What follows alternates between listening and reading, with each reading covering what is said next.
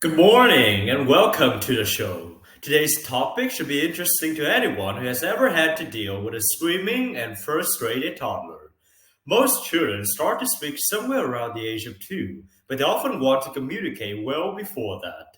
So, some parents are trying new ways to help their small children communicate earlier using sign language. I'm watching a baby sign language class at Parents Corner in Lower Manhattan, and I'm talking to Joan Lee, who is director of the program. Joan, good morning. Good morning. So, these babies are learning sign language. Well, we're not exactly teaching the babies, we're teaching the parents some basic signs they can use with their babies. What kind of signs are they teaching them? Well, we start with the signs that most important things in babies' lives. Signs for things like more, milk, up, that kind of thing. The things babies need to say. Yeah, exactly.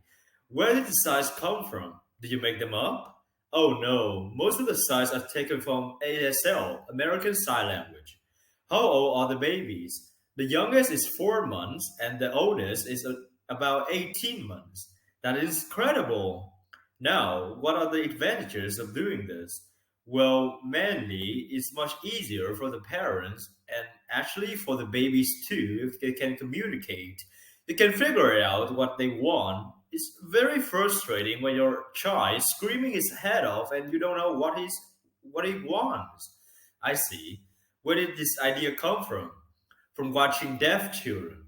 Some years ago, children researchers noticed that deaf children learn to use hand signals earlier, much earlier than hearing children learn to speak. So they wonder if all children could use hand signals before using words.